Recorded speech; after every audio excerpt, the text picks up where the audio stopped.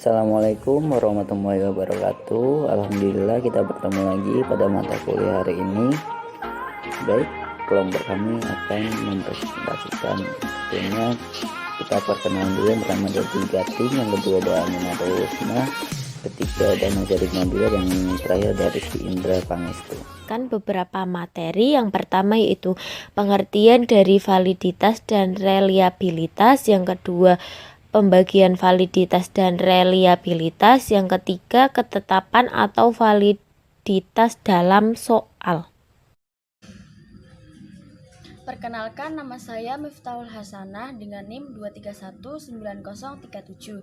Di sini saya akan menjelaskan pengertian dari validitas dan reliabilitas. Validitas menunjuk pada sejauh mana suatu alat ukur mampu mengukur secara tepat pada apa yang mau diukur. Validitas merupakan pengujian pertimbangan sebagai acuan terhadap reliabilitas. Artinya, jika suatu tes mempunyai validitas yang tinggi, maka kesahihan tes tersebut masih dilakukan. Aswar menyatakan bahwa validitas berasal dari kata validity yang mempunyai arti sejauh mana ketepatan dan kecermatan suatu instrumen mengukur dalam melakukan fungsi ukurannya. Suatu tes dikatakan memiliki validitas yang tinggi apabila alat tersebut menjalankan fungsi ukur secara tepat atau memberikan hasil ukur yang sesuai dengan maksud dilakukannya pengukuran tersebut. Artinya, hasil ukur dari pengukuran tersebut merupakan besaran yang mencerminkan secara tepat fakta atau keadaan sesungguhnya dari apa yang diukur. Nah, sedangkan reliabilitas menunjukkan pada sejauh mana suatu alat pengukur secara ajak, secara handal mengukur apa yang diukurnya.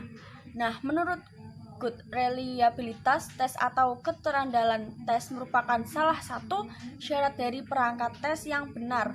Reliabilitas berasal dari kata reliability, berarti sejauh mana hasil suatu pengukuran dapat dipercaya.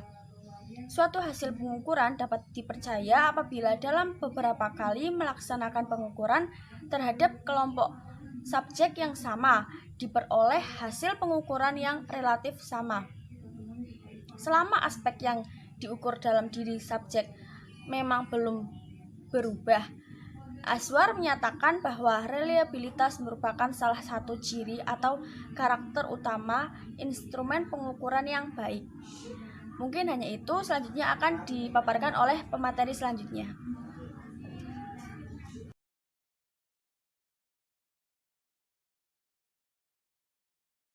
Halo, saya Revi Mariska dengan NIM 2319081. Di sini saya akan menjelaskan materi yang kedua tentang macam-macam validitas. Macam-macam validitas itu sangat banyak, namun di sini ada beberapa saja yang diambil. Yang pertama ada validitas rupa atau face validity.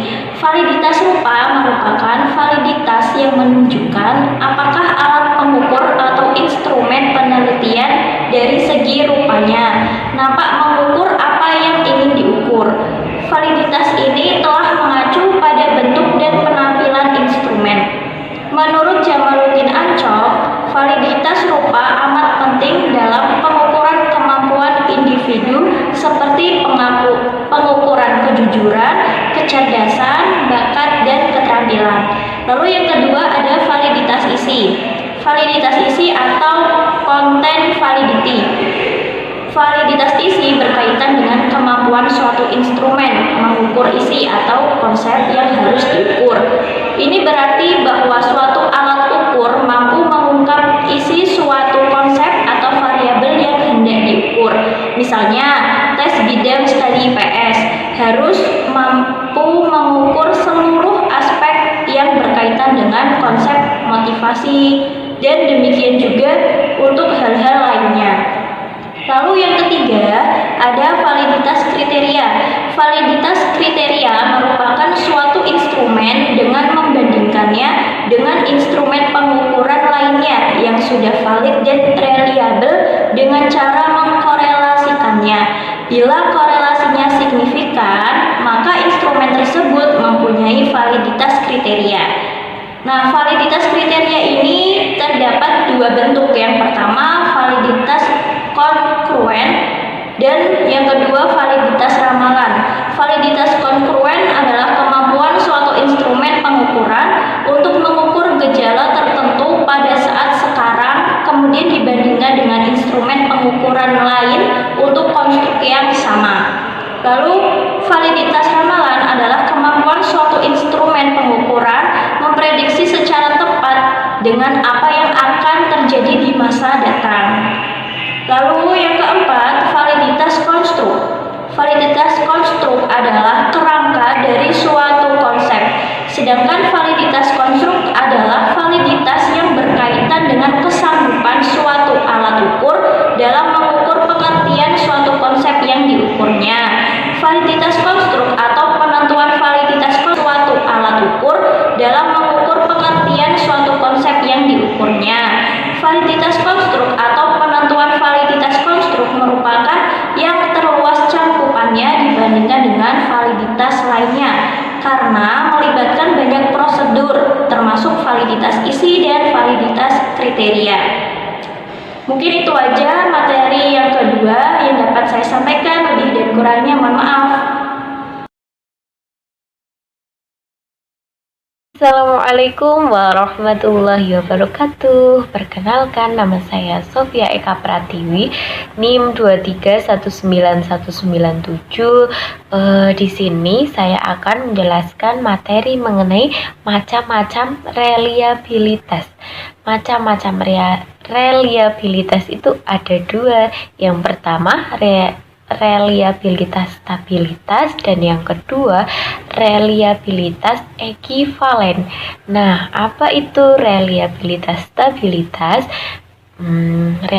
Reliabilitas stabilitas itu menyangkut usaha memperoleh nilai relatif yang sama atau serupa untuk setiap orang atau setiap unit yang diukur setiap saat. Nah, sedangkan reliabilitas ekivalen adalah menyangkut usaha memperoleh nilai relatif sama dengan jenis ukuran yang berbeda pada waktu yang sama. Cukup sekian. Wassalamualaikum warahmatullahi wabarakatuh.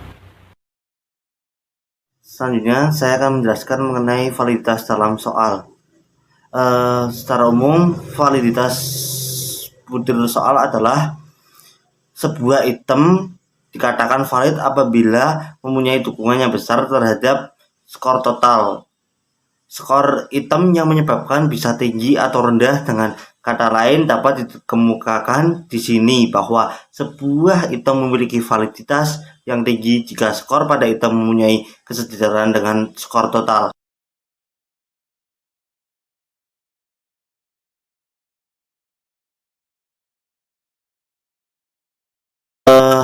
Bisa dilihat dalam gambar tersebut kriteria validitas instrumen tes. Nilai 0,81 sampai 1,0 sangat tinggi. Itu ialah interpretasinya.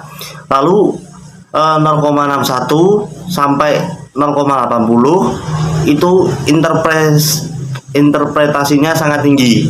Lalu untuk angka 0,41 sampai 0,60 itu interpretasinya cukup. Lalu untuk nilai 0,21 sampai 0,40 itu sangat rendah.